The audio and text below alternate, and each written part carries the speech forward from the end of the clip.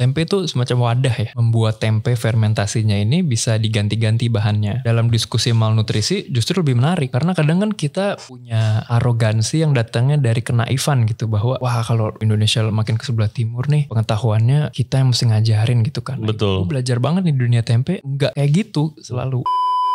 Ya. Di Indonesia enak banget. Seluruh Indonesia nih udah kayak inkubator tempe. Negara 4 musim setengah mati. Kita traveling ke negara-negara lain, ke Amerika Selatan, ke Timur Tengah, ke Eropa, itu kita bisa melihat hidangan-hidangan yang dibuat dari kacang lokal yang difermentasi tempe, yang dimasak dengan resep favorit lokal. Pas itu tuh orangnya, pakai orang mana?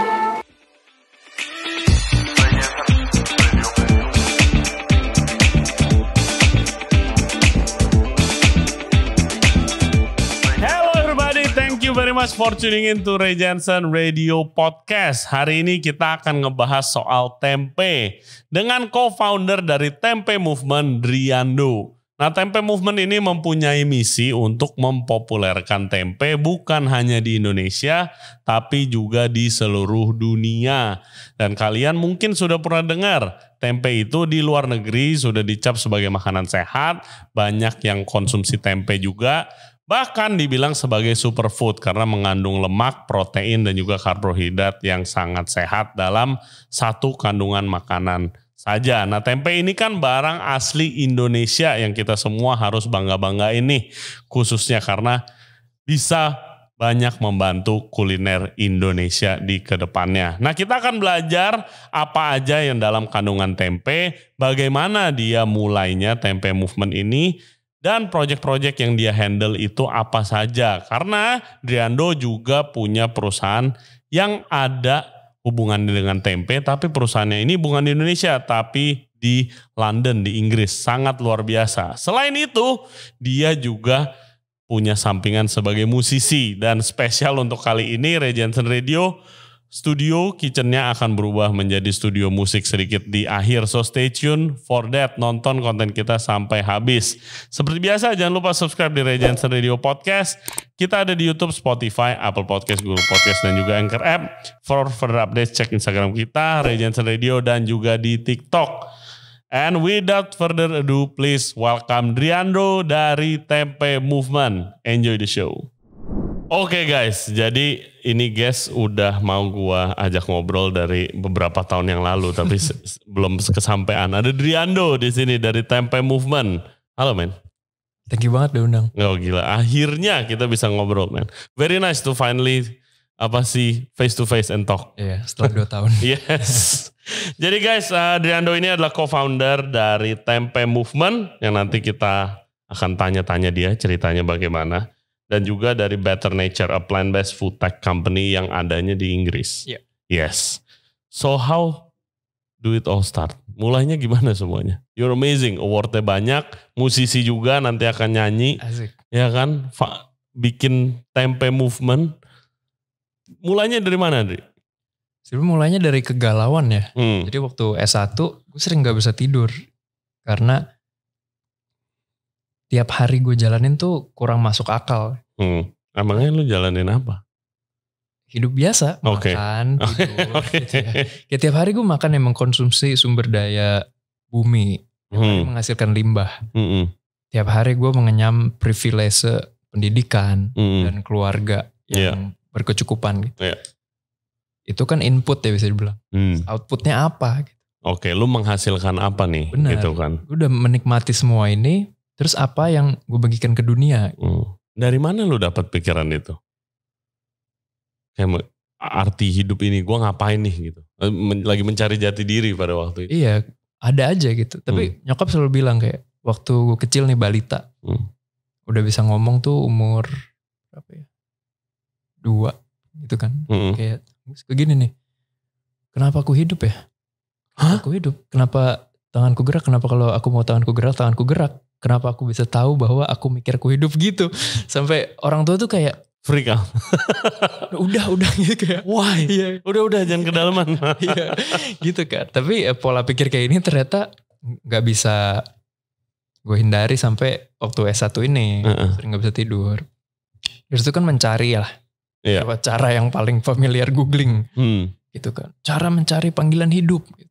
Muncullah ini grafik Ikigai, filosofi Jepang gitu kan. Iya. Gabungan dari apa yang kita suka, keahlian apa yang kita punya, yang dunia butuhkan apa, dan apa yang bisa menunjang hidup kita sehari-hari juga. Oke. Nah dari sini cobalah dicocokin.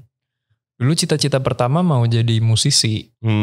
Dan musik nih gue belum nemu 4 ini. Kayak baru 2 lah. Terus suka komputer juga suka gitu. Seni lain juga suka. Nah tapi begitu soal makanan, karena waktu itu lagi S1, ada relevansi dengan makanan, bioteknologi waktu itu. Kok kayaknya bisa ya ke 4 ini. Karena beberapa pengalaman yang dilihat sendiri. Terutama dalam hal apa sih yang dunia butuhkan gitu kan. 3 value sebenarnya. 1 nilai kesehatan, 2 keramah lingkunganan, 3 keadilan. Nah ini semua ceritanya beda-beda. Jadi yang kesehatan ini, inget banget cerita kakek dulu. Kakek tuh dulu lulusan S1 dokter hewan. Waktu itu IPB tuh masih UI namanya. Dia harus mengoperasi ibunya sendiri, jadi nenek buyut, untuk menghilangkan tumor kanker payudaranya di garasi rumah sendiri. Karena kekurangan dana. The hell? Wow. Nah itu karena kankernya udah parah, udah terbuka. Itu ada beberapa tulang rusuk itu sudah busuk. Oh my God. Nah itu harus dibersihkan, disingkirkan. Nah ada arteri yang bocor, nyiprat ke mukanya, kakek trauma. Gak bisa lihat darah lagi. Meskipun berhasil nenek buyut jadi usianya diperpanjang 8 bulan lah karena operasinya berhasil. Nah karena trauma, kakek harus memilih bidang yang lain yang tidak ada darahnya. Nah waktu itu ilmu pangan, food science belum dikenal di Indonesia sama sekali. Orang kenapa belajar makanan gitu ya. Iya. Apa itu food science aja mungkin zaman itu belum. Iya belum kepikiran itu ngapain. Makanan dimakan aja gitu kan. Kenapa harus dipelajari. Nah beliau kuliah di University of Massachusetts. Yang 50 tahun kemudian gue juga kuliah di situ. Nah setelah dari situ ya dia pulang lagi lah ke Indonesia. Jadi terkenal jadi bapak teknologi pangan Indonesia. Dari situ kenal food science itu dari situ. Nah tapi ada pikiran tentang resiko kanker kan di keluarga. Berarti kalau nenek buyut ada, nyokap resikonya lebih tinggi. Gue juga bisa lebih tinggi. Betul. Gimana caranya meminimalisir resiko ini? Nah kan baca-baca dan lain-lain, baca jurnal gitu ya. Ternyata makanan ini komponen sangat penting. Di samping istirahat yang cukup, manajemen stres, olahraga, kehidupan sosial yang baik juga. Nah mulailah 1 alasan kesehatan. Nah kemudian alasan lingkungan. Dari dulu hobinya lari. Dan di Jakarta suka lari gitu kan. Tinggal di Semanggi waktu itu Jakarta Pusat. Sukanya lari misal ke Blok M gitu. Atau ke daerah-daerah lain yang melewati kali. Ya tahu sendiri kan kali di Jakarta tuh bikin miris kali. Lari di samping kali tuh sedih rasanya. Kotor banget ya. Kayak gemes. Kalau gue lihat sebenarnya. Ya bukannya gue melakukan apa-apa ya guys. Tapi kayak karena gemes saya lihatnya gitu. Iya ada rasa sad, sedih benar. Nah dari rasa sedih itu, aduh bisa ngapain nih untuk lingkungan. Nah itu nilai kedua dari situ. Nah nilai ketiga, jadi dulu ada Pak Ade dan Bude yang memang gak punya anak. Jadi aku sering diajak sama sepupu lain untuk jalan-jalan. Sukanya tuh ke alam gitu loh. Mereka tuh sukanya jalan 10 hari di Wamena gitu. Alam. Nature. Nature lover. Nah sering diajak ya tiap tahun ke namanya Desa Sawingrai di Raja Ampat. Nah tahun kedua main bola bareng kan sama anak-anaknya. Tapi kalau ditanya, udah sarapan? Udah. Apa sarapannya gitu? Es teh manis gitu kan. Jadi curiga kan lama-lama. Nah setelah dicari tahu ternyata beberapa teman di situ memang usianya lebih tua dari yang gue kira. Karena ternyata malnutrisi. Malnutrisinya itu malnutrisi energi dan protein. Nah sebagai orang yang mempelajari pangan waktu itu, kepikirannya, wih gila di sini gak ada supermarket, gak ada pabrik makanan, gak ada apa yang bisa dilakukan ya. Kepikiran lah ilmu membuat tempe yang diajarkan oleh nyokap. Itu mencoba bikin dengan kacang yang ada dari sekitar situ. Juga biasa bawa kedelai kemana-mana juga kan. Ada kacang merah jadi ada kecil kedelai. Habis nyoba ngajak pertama gagal, kedua kali berhasil. Tapi jadi mikir kan kenapa kepikirannya tempe ya. ada sesuatu kan. Kenapa dari semua makanan kok kepikirannya waktu itu tempe? Iya. Karena bisa diproduksi secara mandiri dengan bahan yang ada di iklim Indonesia. Nah dari situ muncul harapan kayak, ini kok kalau ini diperkenalkan ada harapan untuk memberdayakan orang gitu, membuat kemajuan di 3 aspek. Nah aspek ketiga itu keadilan. Gue kayak kalau cuman orang yang memiliki duit banyak yang bisa hidup sehat, itu belum adil kan dunia ini. Nah tempe tuh bisa menjadi sesuatu yang memperjuangkan keadilan ini. Iya. Gitu. Nah dari 3 nilai itu. Hey guys, kalau kalian suka konten seperti ini, jangan lupa like the video dan juga subscribe ke channel kita, Ray Jensen Radio Podcast. Back to the show. Setiap kali membuat sesuatu tentang tempe, bentuknya macam-macam. Ini seperti memberi harapan ke diri sendiri dan orang lain gitu ya. Bahwa ini masa depan bisa lebih cerah, masa depan bisa lebih cerah. Jadi awalnya itu. I have so many questions gitu.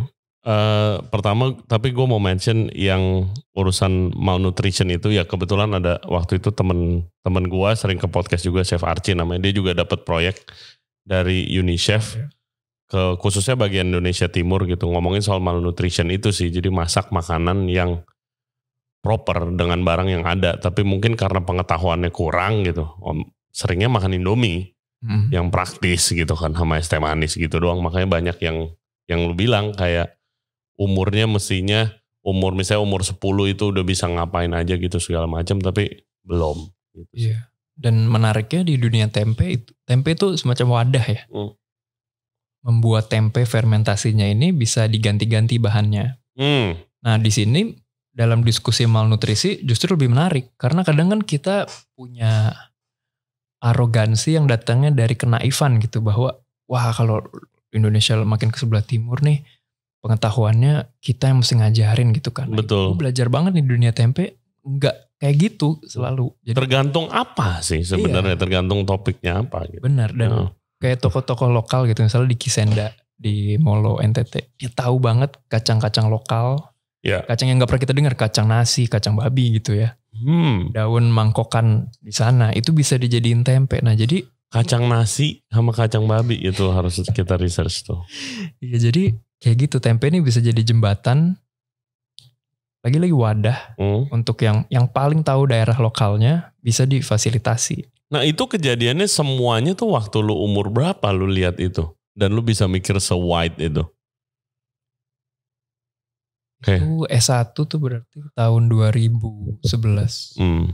2011, 12, 13. Tapi sebelumnya emang udah interest ke tempe kalau lu bawa kacang kedelai kemana-mana. Lu kayak kalung lu tuh, itu apa? Iya ini kalung pembuat tempe sebenarnya. Oke. Ini yang buat sebenarnya pasangan suami istri desainer di Barcelona. Ini Petri Dish Laboratorium sebenarnya. Iya. Jadi isi kacang kita mau. Nanti tinggal direbus, ditirisin, taburin ragi, taruh, nanti terfermentasi dengan suhu tubuh dalam 2 hari. Wow. Cuman kayak gini gak kenyang ya kalau mau. Buat nyemil. Iya, lu kepikiran itu dari, apakah lu udah interest sama tempe dari sebelum S1 itu? Nah pas S1 awal, terobsesi banget bodybuilding. Mau six pack, gue mau masa otot sebesar-besarnya gitu kan. Ya nyobain lah, oke tiap hari kalau program makan daging sapi, daging ayam, susu, telur, whey protein gitu. Tapi ya sebagai mahasiswa entah gue bangkrut atau enek gitu kan. Nah mencarilah jurnal ilmiah mana yang fakta nutrisinya itu bagus. Wih ternyata tempe bagus banget nih. Tempe itu kayak gabungan daging sapi level proteinnya. Tapi gabungan juga sayur karena ada seratnya tinggi, vitamin mineralnya juga tinggi. Gitu. Dan ada lain-lain antioksidan dan lain-lain. Lah ini kok ternyata super banget ya fakta ilmiahnya. Cobain lah. Happy banget sebenarnya. Karena bisa dibilang ya dia nggak ada hormon kayak di daging yang hormonnya tanda kutip mati dimasak kan. Jadi memang boostnya nggak bisa sekenceng daging. Tapi buat mau yang gue mau kayak lean gitu, yang lemaknya dikit jadi six pack itu enak banget pakai tempe. Nah cuman pas cerita ke teman-teman itu mereka nggak percaya. Kenapa nggak percaya? Ini kan ada jurnalnya anak-anak bioteknologi gitu. Karena ada paradigma bahwa tempe itu makanan murah, nggak keren, kuno. Iya, stigmanya itu. Kalau makanan murah, kuno, itu sebenarnya bukan tempe aja, tapi mayoritas makan Indonesia dicap begitu sebenarnya. It's a problem ya kan. Terus ada kata-kata sering kayak mental tempe gitu. Benar. Stigma negatif tempe gitu kan emang ada gitu kan. Terus? Benar. Nah dari situ udah jadi gemes kan nih. Gila nih fakta ilmiahnya jelas. Tapi orang gak mau percaya karena ada suatu tembok nih. Pengen mecahin tembok ini. Nah temboknya itu adalah tempe gak keren. Iya. Sejak situ gue mikir, coba kalau gue berusaha membuat tempe keren, bisa jadi gue membantu banyak orang nih. Iya. Kan membuat orang semakin tidak ragu untuk makan makanan yang bergizi, ramah lingkungan dan terjangkau. Asli Indonesia lagi. Nah dari situlah mengumpulkan, ini kok unik banget ya. Belum ada nih yang mendalami ini dan membawa ke gaya keren. Iya. Bisa jadi ini tujuan hidup gue nih yang orang lain belum lakukan nih. Kayaknya hidup gue bakal berarti nih kalau melakukan. Nah makanya itu tahun 2011-12. Yang tadi yang trip-trip tadi itu ada di tahun 2014-15-16. Jadi waktu itu udah mendalami tempe. Jadi lahirlah tempe movement ini. Iya. Terus abis itu terbentuk, kalian ngapain? Aktivitas kalian tuh ngapain aja tempe movement? Nah sebenarnya terbentuknya nggak langsung ya. Oh ya BTW, sejarah tempe kan. Ini tempe ini makanan murahan. Padahal dulunya pertama kali tempe didokumentasikan di tahun 1660-an. Itu tuh oleh di Indo kan berarti di Indonesia, di Klaten, Jawa Tengah. Itu tempat lahir kakek. Kan mikir gila nih. My God, it came to full circle ya. Foodtech, universitasnya sama. My God. Ada apa ini? Creepy juga. Ya di tahun 1660-an itu didokumentasikan oleh Paku Buwono keempat. Artinya ini tuh pangeran kerajaan Solo waktu itu disuguh oleh semacam pemimpin daerah Klaten ini dalam bentuk sambal tumpang kayak sambal kari tumpang tempe, kari tempe, santan, bawang merah, cabai dan lain-lain, sayuran rebus. Jadi awalnya tempe itu hidangan untuk tamu kehormatan. Yes. Tapi ada periode tanda kutip ya kegelapan. Begitu udah di mana-mana, udah murah. Bahasa Inggrisnya taken for granted. Gitu kan kayak. Terus memang ada beberapa analogi yang negatif, walaupun intensinya bukan begitu. Misalnya Presiden Soekarno gitu ya, jangan jadi bangsa tempe, jangan bermental tempe. Nah padahal maksudnya adalah cara produksi tempe zaman dulu itu sama kayak cara produksi wine zaman dulu, diinjek-injek kan buat ngupas kulitnya. Maksudnya jangan mau jadi bangsa yang diinjek-injek, mentalitas yang mau diinjek-injek. Padahal kalau tempenya sendiri sebagai makanan, nah ini bukti ilmiahnya di tahun 2000-an nih, mengangkat bahwa ini tuh makanan yang tanda kutip super. Nah waktu lu mulai tempe movement, apakah lu sempat kepikiran bahwa ada potensi tempe tuh seperti sekarang? Yang bahkan dulu kayak digembar-gembarin, wah superfood dari Indonesia gitu kan. Banyak orang-orang dari Eropa, orang-orang dari US bahkan mulai produksi tempe, jualan di sana untuk kayak healthy food. Bahkan ada bikin bisnis atau restoran yang basisnya tempe gitu. Udah mendunia banget. Apakah lu lihat potensi itu dari sebelumnya? Jujur di tahun 2014 ya. Gue dulu cuma bermodal gini. Gambar aja deh. Gambar tangan gitu. Tempe ini bisa jadi apa aja.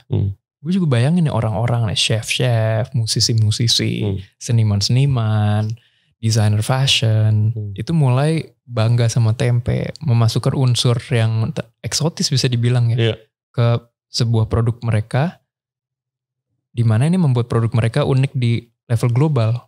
Karena kan kalau kita balapan aja sama gaya barat kan gak akan menang gitu. Nah sebenarnya dulu udah melihat gitu karena imajinasi. Jadi gue sebenarnya udah nungguin ini tuh udah hampir 10 tahun nih sekarang. Gitu. Jadi 10 tahun baru kayak naik banget nih. Jadi itu sih. Nah itu awalnya gak cuman gue doang yang punya bayangan gitu. Tapi nyokap dan kakek iya. Of course. Lucunya waktu itu gue sama nyokap tuh lagi kuliah bareng. Beberapa kelas tuh kita duduk di kelas bareng. What? Gila, how does it feel? Rasanya gimana kuliah bareng nyokap? Wisuda aja bareng waktu. Wow. Jadi waktu itu gue lagi S1 bioteknologi di Atmajaya. Nyokap lagi S2 bioteknologi. Beberapa kelas sama. kakek memang profesor di sana kan. Nah biasa lah kalau kita lagi kuliah di Semanggi, pulang kuliah kita makannya di rumah kakek, tinggal nyebrang lah itu. Nah waktu itu lagi makan malam, kita nih lagi mengalami pengalaman tempe yang beda-beda. Gue lagi terobsesi bodybuilding, nyokap baru ikut kelas fermentasi tradisional Indonesia, bahas tempe. Kakek abis ikut orasi guru besar tentang manfaat tempe untuk usus besar gitu ya. Terus kita bahas, tempe ini spesial banget ya. Kita harus berbuat sesuatu nih. Kan? Ya waktu itu kakek udah biasa dan nyokap udah biasa mengorganisir konferensi. Gue juga waktu itu udah pernah mengorganisir konferensi. Jadi kita pikir oke, kita buat conference nih, ilmiah di bulan Februari 2015. Nah itu yang ikut itu 300-an orang dari 7 negara. Dari situ kita lihat, gila ini support, antusiasmenya gede banget ya. Nah dari situ kita coba rangkum lah fakta-fakta ilmiah dari ilmuwan lain, menciptakan draft pertama Tempe Bible. Mau membuat kitab tempe, supaya gak kayak gosip makanan gitu. Jangan makan daun ini ntar kena kanker. Ini ada buktinya. Nah tapi dari pengalaman itu kita rasa, wah kalau hanya di bidang ilmiah, sayang ya.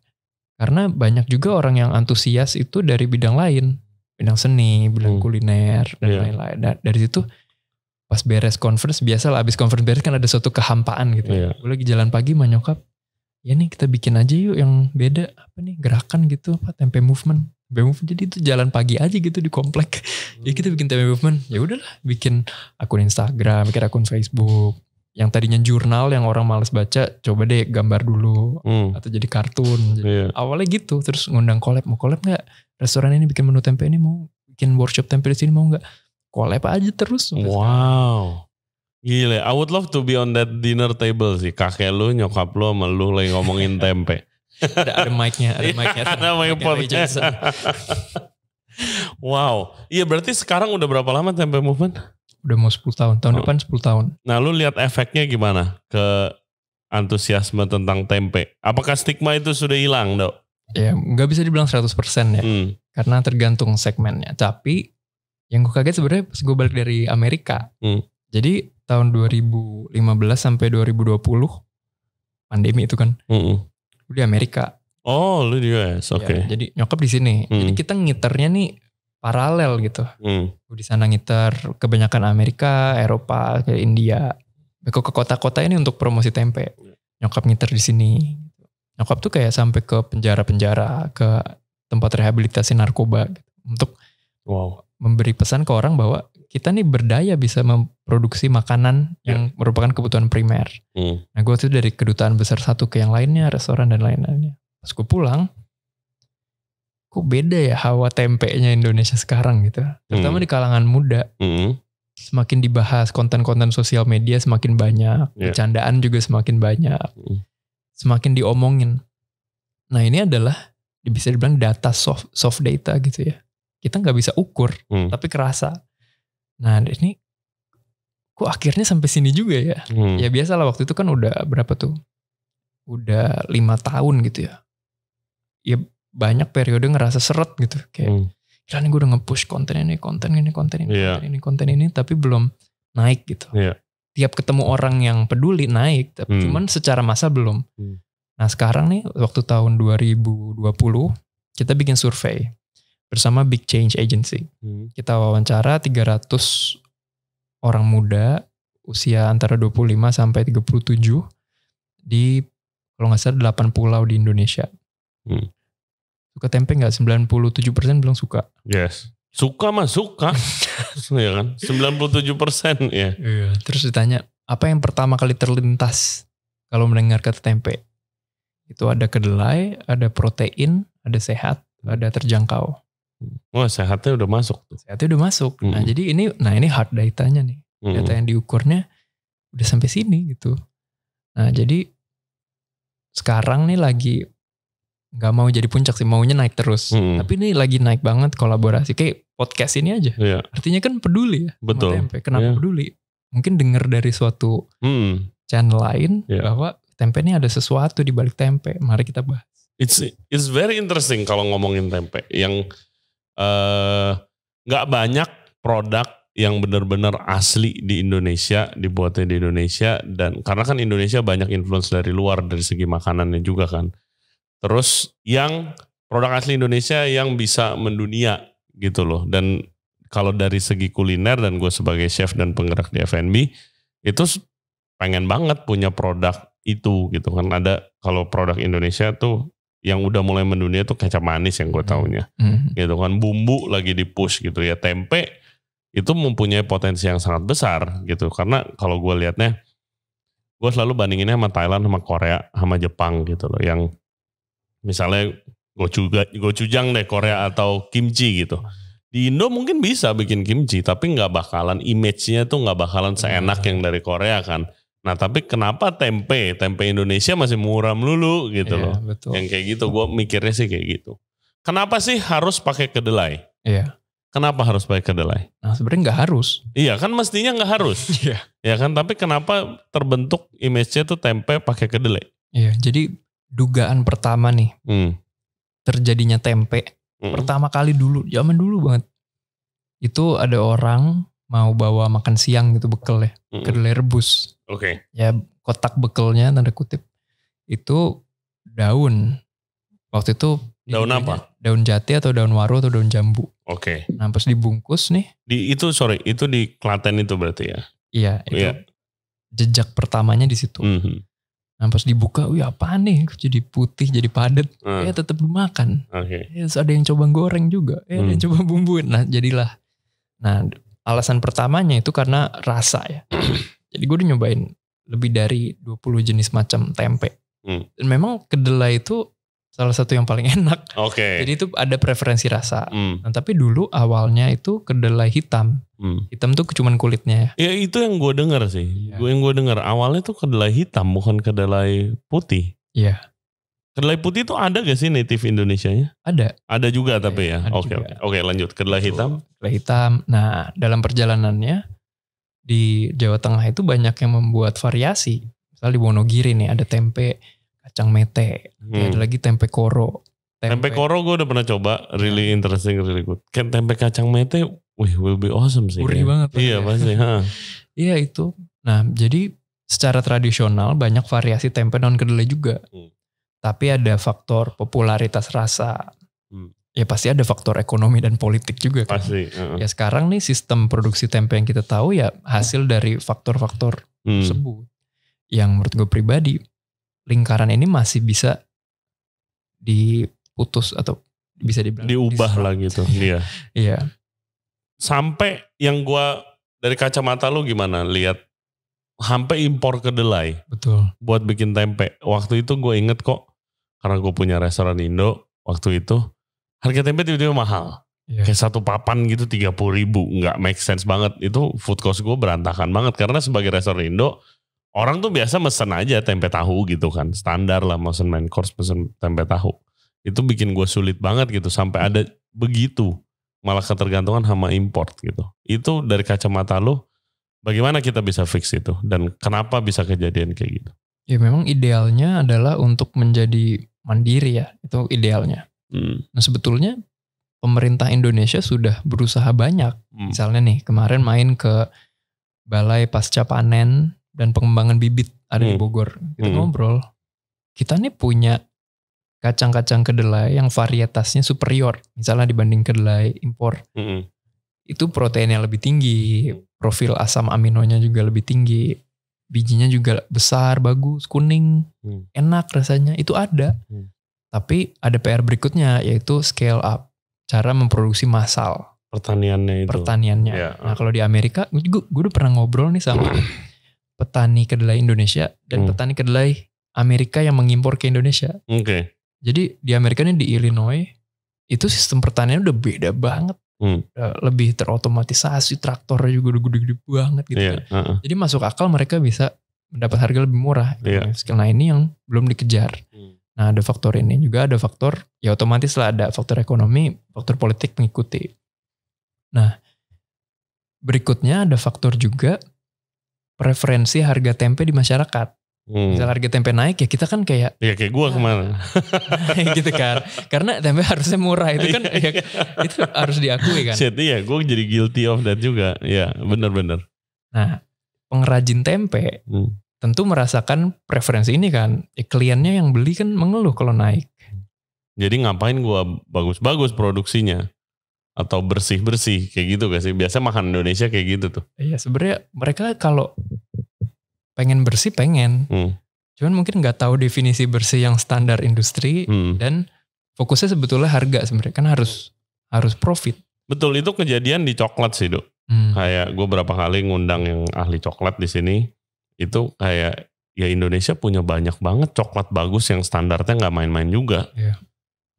Dan juga soal seafood gitu, ikan Indonesia sama Jepang sama manapun bisa diadu mestinya gitu kan. Tapi ya karena peminatnya itu maunya murah, kejadiannya either kalau di ikan ya yang bagus diekspor aja, yang mau terima dengan harga mahal, di sini kita dapat sisanya, that's the truth gitu kan. Sama kalau coklat, ya mereka don't even bother to kayak bikin yang benar-benar bagus sesuai potensinya, karena toh harganya sama kok sama pengepul gitu kan. Itu juga kejadian di kedelai berarti atau di tempe, produksi tempe gitu. Nah cuman itu bukan salah konsumen kok, karena kan wajar, konsumen udah punya standar. Iya persepsi sendiri. Nah, tapi justru ini peluang untuk inovasi. Misalnya nih, kita nih tempe di tukang sayur harganya naik kan kita kerasa ya, kayak ya tempe kok jadi mahal. Tapi begitu kita dikasih nih keripik tempe rasa barbecue. Standar kita kan mulai kabur nih kayak keripik tempe rasa barbecue itu gue harusnya harga berapa mulai gak tahu kan. Nah ini baru keripik tempe. Nanti misalnya tempe protein bar gitu. Ada yang bentuk inovasi lain. Ini bisa mendisrupsi sistem ini. Dimana nilai tempe itu bisa lebih tinggi. Ya kuncinya di inovasi. Nah nanti kalau konsumen sudah mau membayar lebih tinggi untuk produk inovasi tempe, pengrajin tempe juga lebih fleksibel kan memilih bahan bakunya. Dari bahan bakunya, petani juga lebih fleksibel memilih yang harga jualnya juga bisa tinggi. Yaitu kedelai lokal sekarang lebih tinggi. Nah jadi turun. Pribadi, titik intervensinya ada di permintaan pasar. Karena kalau enggak ya secara ekonomi ini enggak jalan semua gitu. Nah jadi itu sih yang sedang dicoba dilakukan. Kalau ekspor gitu mungkin gak sih? Ekspor tempe. Apa gara-gara bikinnya cukup mudah, orang bikin langsung di sana gitu? Ekspor tempe sudah terjadi ke Jepang dan Korea Selatan. Nah, tapi baru-baru ini, baru setahun terakhir gitu. Oke, berarti udah mulai ya? Ya, at least mulai dulu. Iya. Ya kan? Karena sebelumnya kan logistiknya. Tempe nih 3 hari sebenarnya basi. Gimana ya? Apa kita perlu bekuin? Apa kita mesti refrigerasi? The best way apa tuh keep tempe? Nah sebenarnya tempe itu punya plus dan minusnya dalam tiap bentuk. Misalnya nih, coba yang paling membuat merasa bersalah kalau dimakan tempe apa? Tempe goreng. Iya kan, tempe goreng. Gitu. Banyak banget yang nanya tempe goreng masih bagus enggak kan udah digoreng minyak panas. Nah memang tempe goreng ini lemaknya naik karena dari minyak kan. Tempe orek lebih enak lagi. Tempe orek kecapnya lagi udah digoreng kan? Tambah minyak kecapnya. Nah terus juga suhu panas nih ya merusak vitamin kan. Tapi tempe itu dari awalnya lemaknya sangat rendah. Misalnya nih ya tempe dibanding daging sapi. Proteinnya setara, energinya setara, zat besinya setara. Seratnya jauh lebih tinggi. Kalsiumnya ternyata lebih tinggi. Dan yang lebih rendah adalah lemak jenuh dan garam. Nah lemak ini rendah banget tempe. Jadi kalau digoreng jangan merasa bersalah sama dengan goreng daging yang lemaknya lebih tinggi. Lebih santai aja gitu. Nah ternyata kalau digoreng juga karena suhu yang panas ini proteinnya yang tinggi itu lebih gampang lagi dicerna. Nah jadi kan ada plus minusnya. Nah kalau mau yang utuh vitaminnya gitu, mau ada probiotik itu tempe mentah. Can you eat? Lu bisa makan tempe mentah? Bisa. Boleh gitu? Boleh kalau bersih ya produknya. Makanya cuman makan tempe mentah kalau kita bener-bener tahu gitu ya. Lu pernah dong pasti makan tempe. Rasanya kayak apa? Enak sih kalau seger. Jadi kalau di Eropa gitu kan ada regulasi pangannya, orang juga nggak sefamiliar tempe. Tempe tuh harus dipasteurisasi. Oke. Supermarket. Oh, di Indonesia kan enggak. Tukang sayur tuh tempe indah banget. Masih seger nih, baru beres fermentasi. Iya. Nah itu paling enak makan tempe mentah. Masih hidup itu sebenarnya. Iya ya, ada bakterinya, right? Ada jamur. Iya, jamurnya, sorry. Gue jadi keinget cerita waktu gue lagi di Noma. Wih. Di Noma itu one of the best restaurant in the world, ya kan. Tapi mereka tuh bikin tempe udah research berbulan-bulan belum ketemu gitu. Terus waktu itu gue lagi kerja di sana, kebetulan ya ada orang Indo, ya kan. Terus yang ahli fermentasinya, yang lu tahu juga David Zilber, gitu kan. Dia head of fermentation di sana. Dia ngajak nongkrong gue gitu kan. Ray, I'm trying to make tempe, it's really hard. Tempe is from Indo kan. Gue bukan ahli fermentasi kan, kayak dia tanya suhunya lah. Gue udah taruh kulkas di sini, dia taruh kulkas kedinginan. Dia udah set padahal temperatur humidity-nya masih belum cocok. Sampai dia coba dia matiin kulkasnya malah jadi busuk. Apa dia bingung banget. Dia bikin tempe bukan dari kedelai doang, dia bikin dari quinoa, dia bikin dari grains macam-macam gitu kan. Gue bilang gue nggak tahu cuy kalau di Indonesia dijual. Gue bilang ada yeast, we call it tempe yeast. Gue bilang ragi tempe. Dia bingung tuh, what gitu. Ya, lu tinggal kedelai lu taburin gitu. Setahu gue jadi, gue bilang di Indonesia. No nothing, no apa. Gue bilang enggak, ditinggal di luar aja. Gue bilang, wow what the fuck. Kebingungan gitu. Sampai akhirnya berhasil obviously. Sekarang kan Noma ada quinoa burger yang dia jadiin brand, dia jadiin restoran sendiri gitu kan. Ya itu sih, gue kayak gila berarti nggak, ya makanan Indonesia orang luar tuh view-nya malah sesuatu yang wow, sesuatu yang eksotis gitu kan. Lihat potensi dari situ juga gitu. Bener banget. Mungkin dia ngelihatnya tempe itu sebagai proses kan.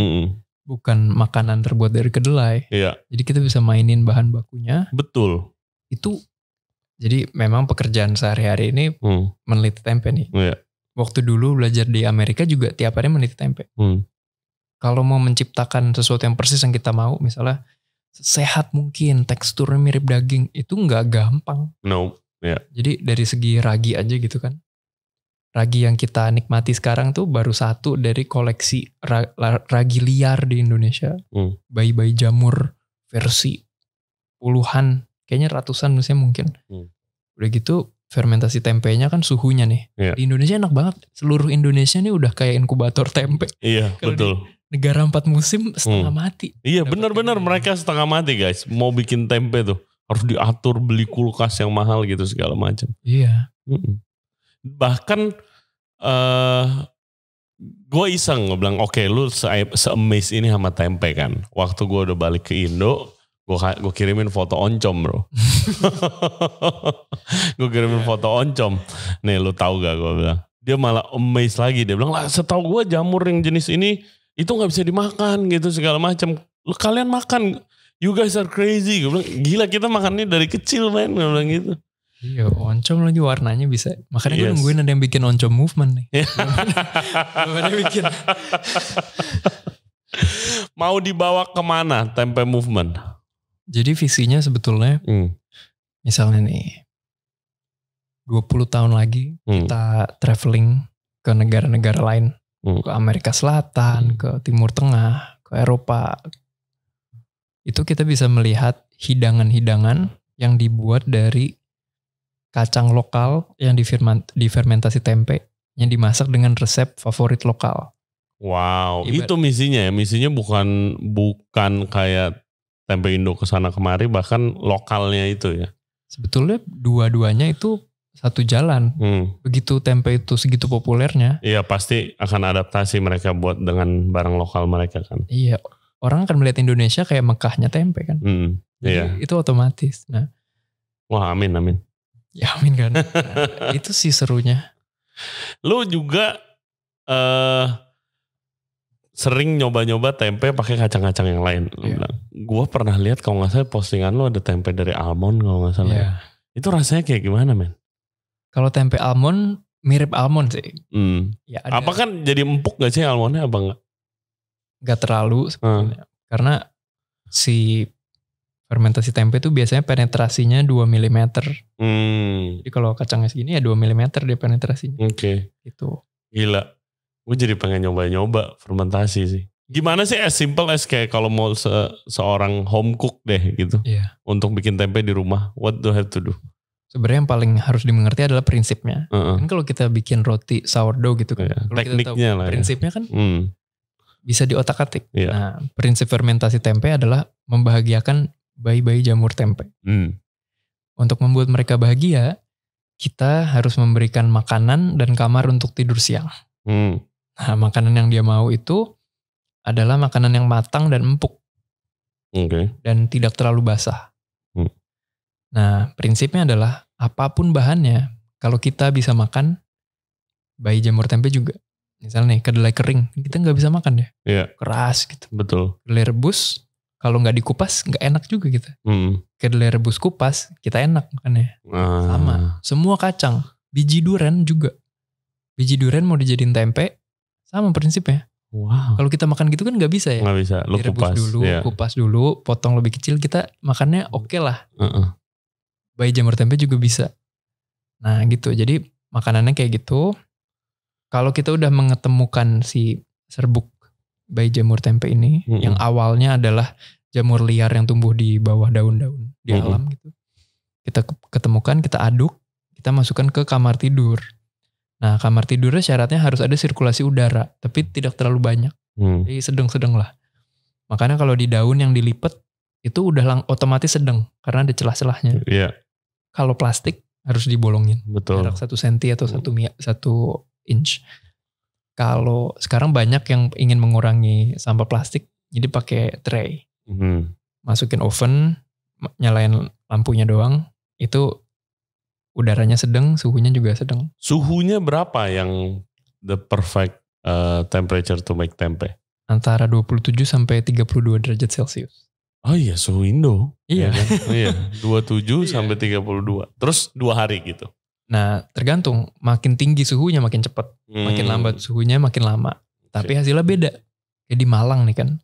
Malang kan dataran tinggi. Ya, rada dingin. Rada dingin. Fermentasinya cenderung lebih lama. Tapi karena lama, dia kalau kita iris tempe ada putih-putihnya kan. Putih-putih itu badan jamur tempe namanya miselium. Ya. Miseliumnya masuknya punya waktu lebih banyak. Jadi tempe Malang kan biasa padat banget ya. Rasanya pun beda. Jadi begitu. Misalnya di Jakarta nih panas banget, bisa cepet. Tapi beda sama tempe Malang. Gitu. Nah rentangnya adalah 30 sampai 72 jam. Oke. Wow. Nah begitu guys, cara bikin tempe yang bener. Ya belum lagi ngomongin makanan turunan tempe. Dari oncom tadi, dari ada tempe bosok, tempe mendoan. Itu yang gue tahu doang. Gue yakin lu tahu lebih banyak lagi gitu kan. Kemarin lucunya, gue juga neliti oncom. Oncom tuh sepupunya tempe. Nah jadi caranya kita ambil oncom nih. Kita cek di laboratorium isinya nih siapa. Nah kalau tempe tuh bayi jamuran namanya Rhizopus. Kalau oncom namanya Neurospora. Ternyata di oncom yang biasa gue makan di Bogor, dalam satu oncom itu tuh mereka berdua tumbuh bareng. Jadi ternyata oncom yang gue makan di Bogor adalah campuran jamur tempe dan jamur oncom yang tumbuh bareng. Gak tahu nih mereka ternyata tumbuh bareng selama ini. Wow. Gila. Oke, next. Kan gue dengar-dengar ada tempe temple. Right? Tempat lu untuk apa? Bikin kelas juga kan di sana kan. Yes, would love to go there and learn. Sekarang masih ada waktu gak buat bikin kelas-kelas gitu loh? Sekarang jujur gak sebanyak dulu ya. Ya tapi boleh banget lah. Kan bisa disatuin komunitas ini. Yes, nanti kita bawa chef-chef. Pasti would love to learn so much about tempe, man. Oke, next kita mau ke your food tech company. Better Nature. Dan adanya di Inggris. Gimana caranya lu di sini punya company di Inggris? Jadi, dan lahirnya dari mana itu? Better Nature ini dimulainya tahun 2018. Itu tahun keempat membuat tempe movement. Jadi bikin tempe movement dulu nih kan mau promosi tempe. Tapi ada satu aspek yang gerakan ini tidak bisa lakukan. Gue di tempe movement gue memprovokasi orang-orang kan.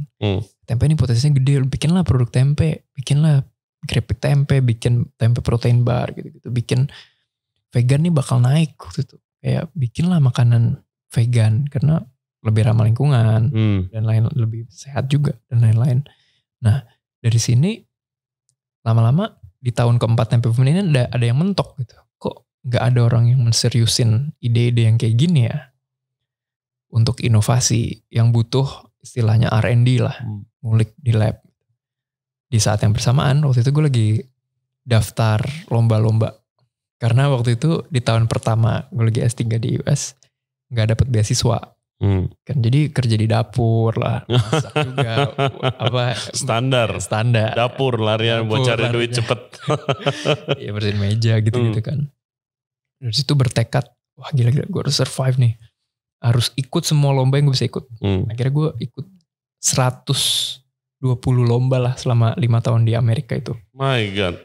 Nah 100 tentang bisnis dan tentang tempe gitu. Bisnis, ilmu pangan. Science ya. Ibaratnya kita dapat support dan kita bisa membangun portfolio gitu kan. Nah tahun 2018 ada satu lomba nih di Inggris di University of Cambridge.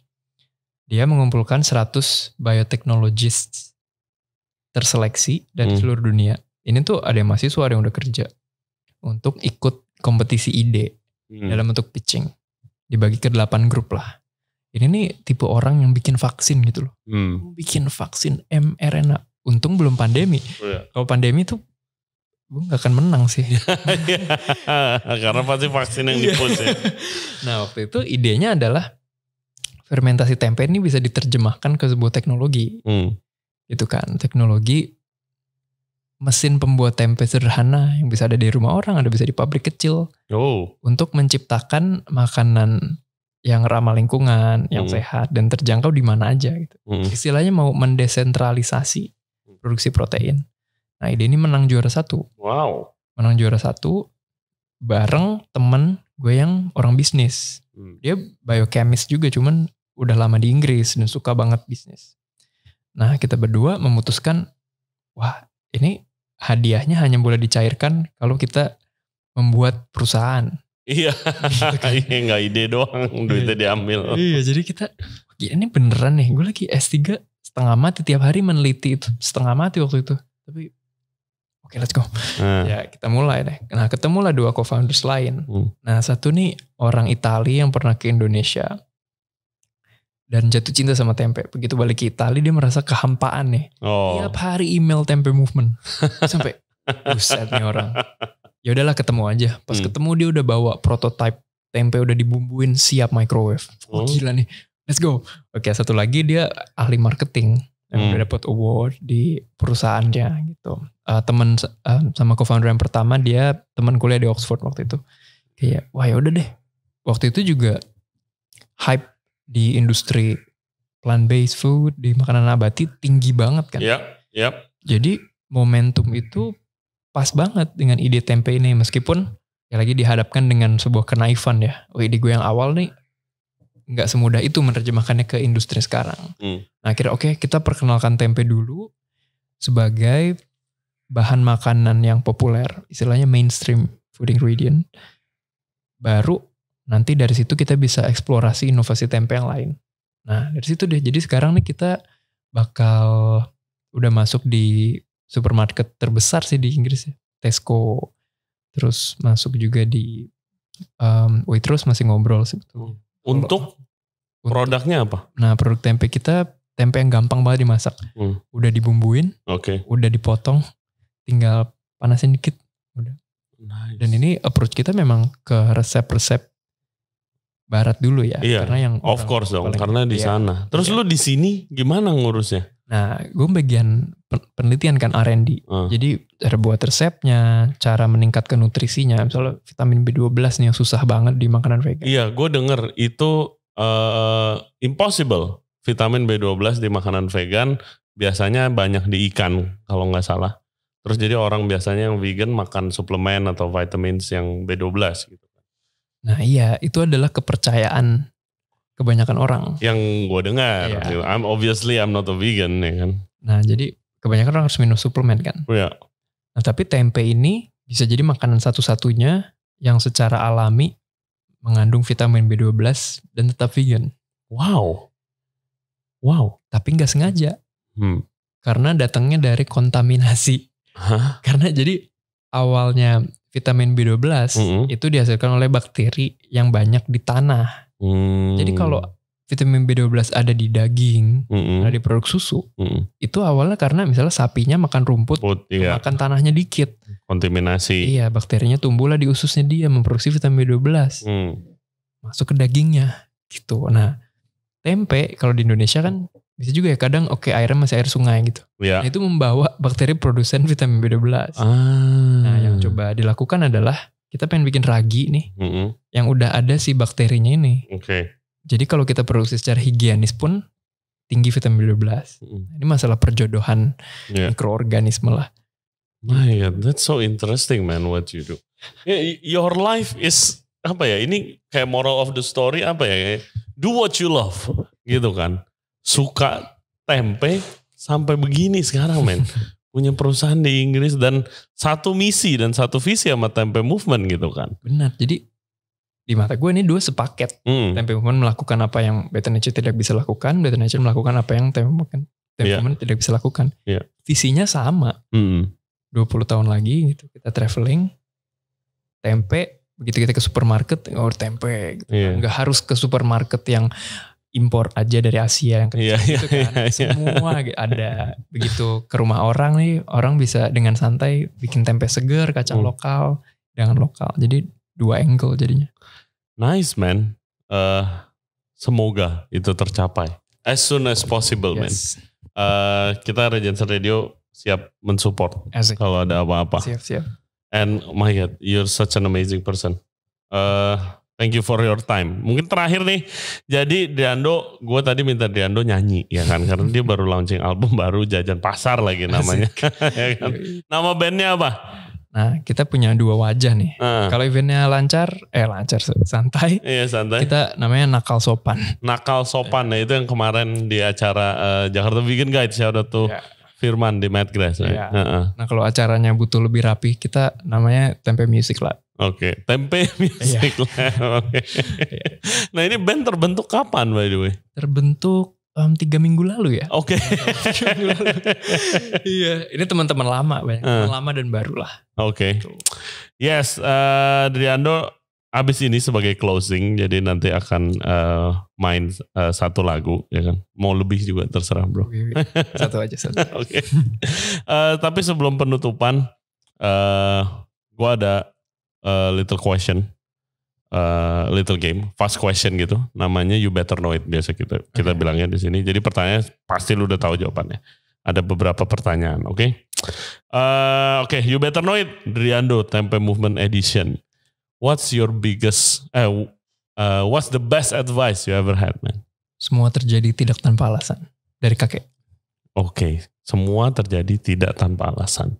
Kalau the worst advice, jangan S3 lah, lu harus belajar kerja di bawah orang. Oke, kerja dulu. Waduh. Oke. Next question. Your heroes. Siapakah mereka? Nyokap. Karena waktu gue dikandung, itu peluang gue sebagai bayi bisa dilahirkan itu 55%. Karena ada pendarahan. Tapi dia ganti lifestyle, jadi lebih sehat dari makanan, yoga, meditasi, berdoa, musik juga. Dan akhirnya gue bisa lahir. Jadi pastilah nomor 1. Iya. 2, kakek, karena memang ilmu pangan. Iya. You are your grandfather, basically. Gue dulu pernah mikir sih, waktu dibimbing kakek, gila ini kita 2 orang ambisius banget ya kalau kita seumuran dan sekelas. Gimana ya? Pernah mikir. Nenek juga, nenek itu suka banget makan. Jadi kalau kakek ilmu, nenek itu seni makan, kombinasi ini makannya pakai kerupuk ini gitu. Gitu bokap itu musik, seni dan teknik. Makanya lu semua beneran satu paket ya. Iya, jadi musik ini adalah manuver terbaru untuk mempromosikan tempe. Nanti lagunya adalah Jadah Tempe. Jadah Tempe, oke. Last question deh kalau gitu, You Better Know It. Your best meal in your life? Nasi putih baru mateng, tempe goreng yang udah dimarinasi di air, ulekan bawang putih sama ketumbar, garam, pakai sambal dadakan, cabai merah besar sama cabai rawit kecil, diulek pakai bawang putih sama garam sama kaldu jamur. Udah itu aja. Nice. Of course harus tempe goreng. Yeah. Itu klasik lah, bawang putih ketumbar marinade, the best emang. Yes. Oke. Dok, thank you banget. Thank you banget. Udah mampir ke sini. Next kita akan ke Tempe Temple. Siap. Kalau ada event apa minta kita bantu promosi, just let us know. Siap, udah dicatat. Yes, and thank you ya guys buat yang udah dengerin dan yang udah nonton podcast kita kali ini di Regency Radio Podcast sama Driando di Tempe Movement. Jangan lupa follow di Instagram, right? Instagram apa? @tempemovement, @Driando, @betternature-tempe. Iya, oke. @Driando, @Tempe Movement, @betternature-tempe. Ya. Yes, bisa follow, check it out update-nya di sana. Jangan lupa subscribe di Regency Radio Podcast. Kita ada di YouTube, Spotify, Apple Podcast, Google Podcast, dan juga Anchor App. For further update, cek Instagram kita di Regency Radio dan juga ada di TikTok. Support terus, makan terus tempe, biar suatu saat nanti tempe bisa benar-benar populer di seluruh dunia. Yes, stay safe, stay healthy. We'll see you next time. Dan please welcome nih Jajan Pasar. Asik. Let's go. Oke.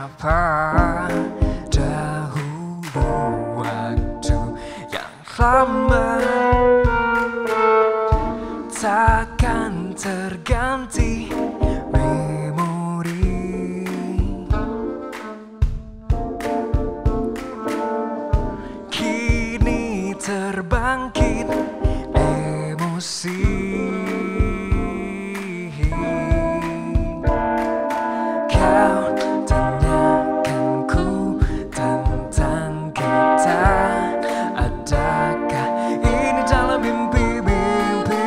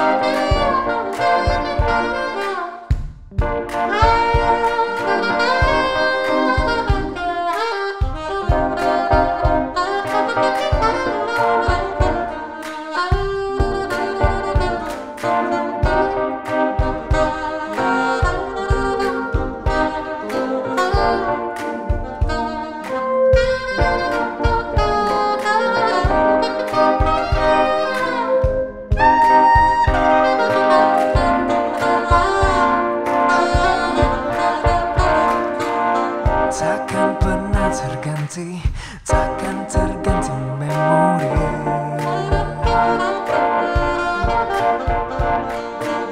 Takkan pernah terganti, takkan terganti memori.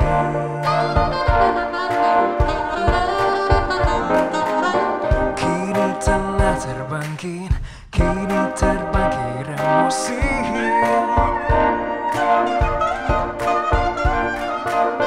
Kini telah terbangkit, kini terbangkit